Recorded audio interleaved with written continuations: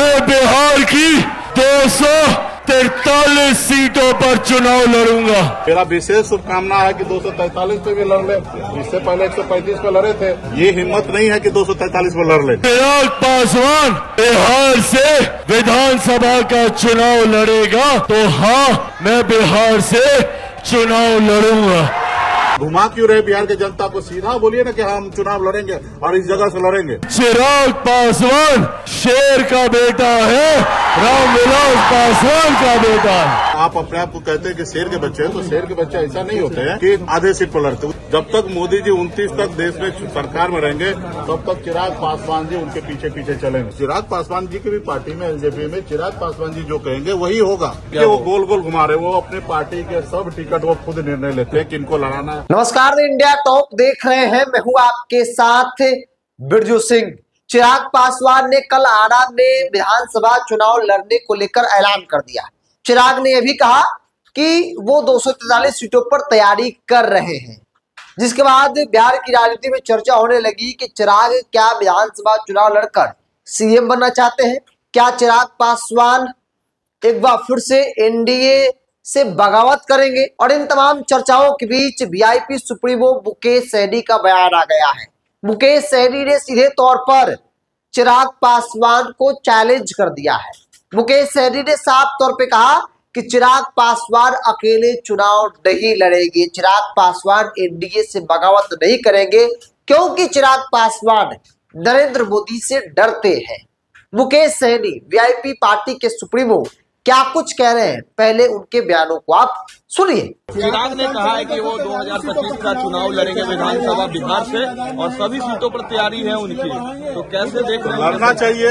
हमारा शुभकामना है उनको कि बिहार में चुनाव लड़ना चाहिए। मेरा विशेष शुभकामना है कि 243 पे भी लड़ ले।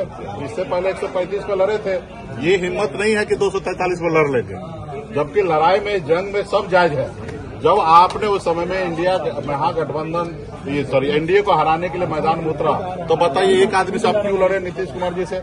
उस समय ही आप अपनी ताकत दिखाते। आप स्वर्गीय रामविलास पासवान जी का बेटा हैं और आप अपने आप को कहते हैं कि शेर के बच्चे हैं, तो शेर के बच्चे ऐसा नहीं होते हैं कि आधे सीट पर लड़ते। उस समय आप डर गए, तो अभी क्या लड़िएगा? जब तक मोदी जी 29 तक देश में सरकार में रहेंगे, तब तक चिराग पासवान जी उनके पीछे पीछे चलेंगे।